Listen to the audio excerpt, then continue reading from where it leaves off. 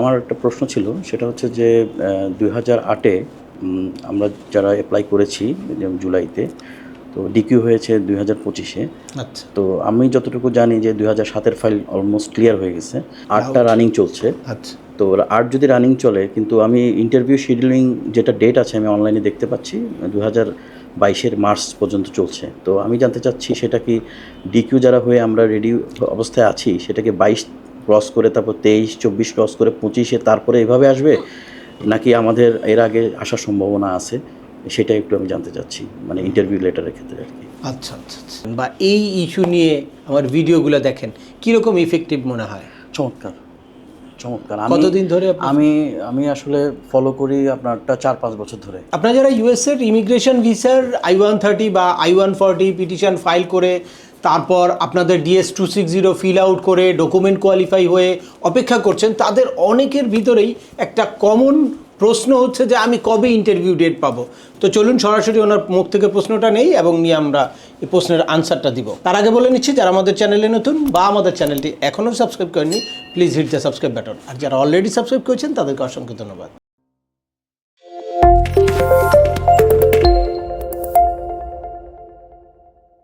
Welcome back. আপনাদের সাথে আছি আমি সিএম আমিনুল বাহার। আমাদের এই চ্যানেলে ইউএসের ফ্যামিলি ইমিগ্রেশনের একেবারে I-130 পিটিশন ফাইল করা থেকে শুরু করে ইন্টারভিউর প্রিপারেশন পর্যন্ত processing related huge informative video আছে। আপনারা যারা যেই টপিক্সে ইন্টারেস্টেড দয়া করে ওই রিলেটেড সকল ভিডিওগুলো দেখবেন।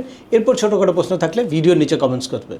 তারপরেও একান্ত কোনো ব্যক্তিগত পরামর্শ বা আমাদের কোনো সার্ভিস নিতে চাইলে ডিসক্রিপশানে থাকা হোয়াটসঅ্যাপ নম্বরে অ্যাপয়েন্টমেন্ট বুক করে সরাসরি যোগাযোগ করতে পারেন। অ্যাট দ্য সেম টাইম আমাদেরকে ইমেইল করতে পারেন এবং আমাদের ইউটিউব, ফেসবুক ও ওয়েবসাইটগুলো ফলো করে সবসময় আমাদের সাথে যুক্ত থাকতে পারেন।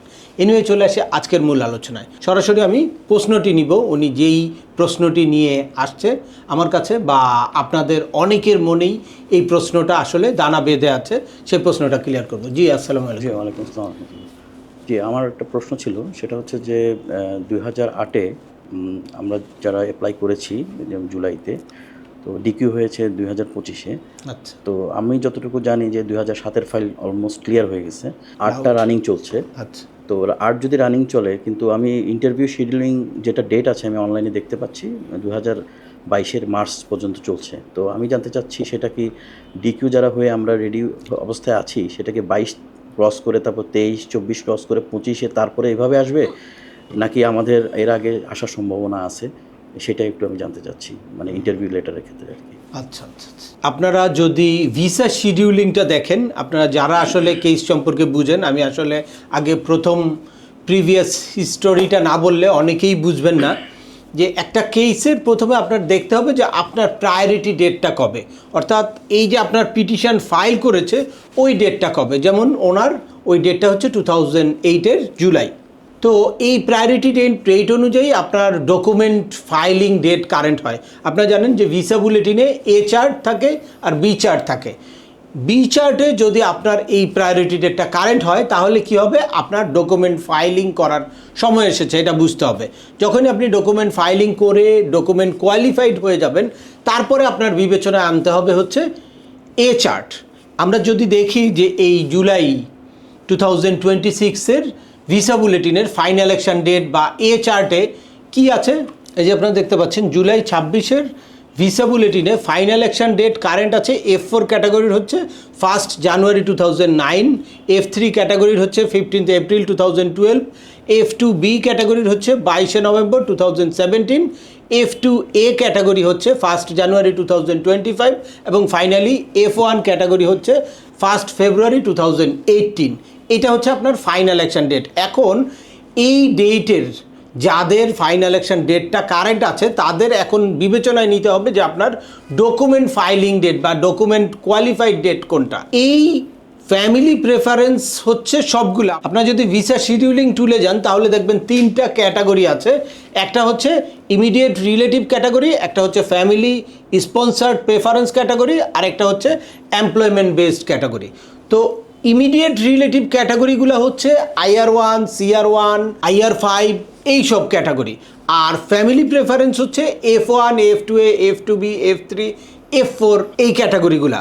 অর্থাৎ ডিকিউ যখন হয়ে গেল তখন আপনার এই ডিকিউ ডেট অনুযায়ী ফ্যামিলি প্রেফারেন্সের সকল ক্যাটাগরিতেই তারা একটা সেকশানেই মার্চ করে রেখেছে। ওইখানে এই ফ্যামিলি প্রেফারেন্সের হচ্ছে এই নিয়মেই আসবে। যেমন এখন আপনারা দেখছেন যে মার্চ 2022, তো গ্র্যাজুয়ালি ডকুমেন্ট কোয়ালিফাই এই ফ্যামিলি প্রেফারেন্সের সকল ক্যাটাগরির যারা মার্চ 2022 এর পরে ডকুমেন্ট কোয়ালিফাই হয়েছেন তারা এখন এই সিরিয়াল ওয়াইজ কিউতে আসবেন। মার্চের পরে April, May, June, July, August, September, October, November, December, এভাবে 22 সাল শেষ হয়ে তারপরে 23 সাল শুরু হবে। এই সিস্টেমের এখন কোনো মাসে অ্যাপ্লিকেন্ট কম থাকতে পারে, কোনো মাসে অ্যাপ্লিকেন্ট বেশি থাকতে পারে। যেরকম ভিসা বুলেটিন দেখেন আপনারা, কোনো মাসে 4 মাস জাম্প করে, কোনো মাসে 1 মাসও জাম্প করে না। তো সেই অনুযায়ী আমরা এই ডকুমেন্ট ফাইলিং ডেটের এখানে কিউতে এক্স্যাক্টলি কোন মাসে কতজন আছে এটা বলার কারোই সুযোগ নাই। এটা ইউএস এমবিসি ঢাকার কাছেই যে লিস্টটা নাই, এটা একমাত্র এনভিসির কাছে আছে। এনভিসির কাছে আছে হচ্ছে সারা ওয়ার্ল্ডের লিস্ট। সেক্ষেত্রে ঢাকায় বা বাংলাদেশ থেকে কে কোন ক্যাটাগরি সেটা তারা পাবলিশ করে না। দ্যাটস ওয়াই আমাদের ওইটা জানার কোনো সুযোগ নাই।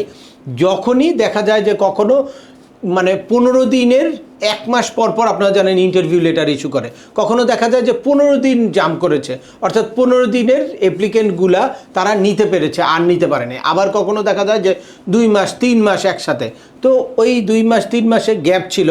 তো এই 22 সালের পর থেকে, 22 সালের মার্চের পর থেকে আমরা মনে হয় যে অনেক দ্রুত আগানোর কথা, কারণ প্যান্ডামিক সিচুয়েশনের কারণে মাঝখানে কিন্তু খুব প্যাকড ছিল, অনেকেই ডিকিউই হতে পারে নাই। তো যার কারণে আপনারা দেখবেন যে এই 7 সালের পরে 8 সালের ফাইলগুলো অনেক দেরি করে কিন্তু ডকুমেন্ট কোয়ালিফাই হয়েছে।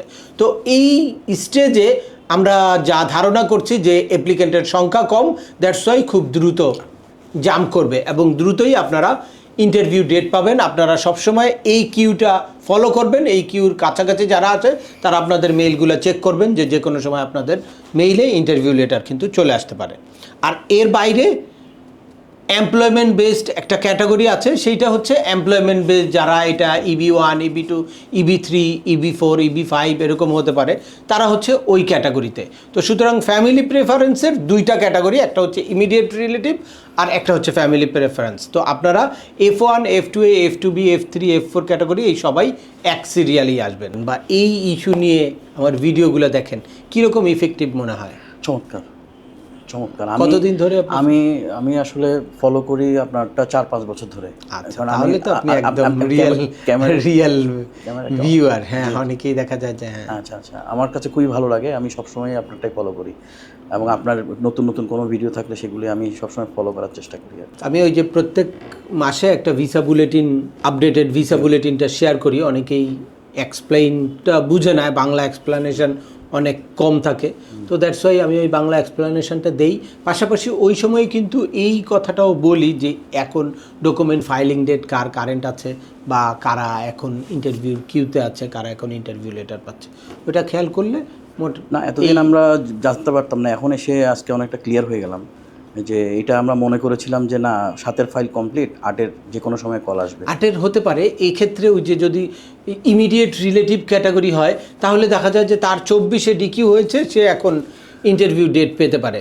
যেমন এই IR5, IR1, IR2, CR1 এইসব ক্যাটাগরির দেখা যায় যে 24-এ ডিকিউ হয়েছে, কিন্তু বাট এই ফ্যামিলি প্রেফারেন্স সবার ওই একই কিউতেই ওয়েট করতে হয়। তবে আরেকটা জিনিস যে মনে করেন এটা এমনও কি হতে পারে যে এখন যেহেতু প্যান্ডেমিকের আগে 2007-এর ফাইলগুলো লক ছিল, এগুলা 21 ক্লিয়ার হয়ে গেছে, 22 ক্লিয়ার হয়ে গেছে, তো 23-24-এর অ্যাপ্লিকেন্টের সংখ্যা অনেক হতে পারে। এটা আপনার একটা অ্যাজাম্পশন। হ্যাঁ, সেই ক্ষেত্রে মনে ডিকিউটা আগাতে পারে না। হ্যাঁ, যেহেতু আপনার এই সাইডে কিন্তু জাম করেছে অনেক পরে, হ্যাঁ, আপনাদের ওই যে ডিকিউ হয়েছে বা ডকুমেন্ট ফাইলিং ডেট কারেন্ট হয়েছেই অনেক পরে।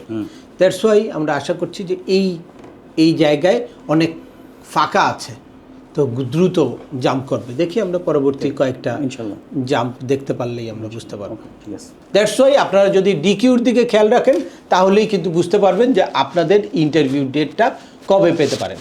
তো আজকের ভিডিওটা আর দীর্ঘায়িত করছি না, আশা করি এই ভিডিও থেকে ইন্টারভিউ ডেট নিয়ে আপনাদের যত রকম কনফিউশন ছিল সম্পূর্ণ ক্লিয়ার হয়ে গেছে। তারপরেও আপনাদের যদি এই সংক্রান্ত কোনো প্রশ্ন থাকে অবশ্যই আমাকে কমেন্টস করে জানাবেন। আর ভিডিওটি ভালো লাগলে বা তথ্যবহুল মনে হলে লাইক দিয়ে আপনার বন্ধুদের মাঝে শেয়ার করে দেবেন যাদের এই ইনফরমেশনগুলো অত্যন্ত প্রয়োজন। আবার দেখা হবে নতুন কোনো গুরুত্বপূর্ণ টপিকস নিয়ে।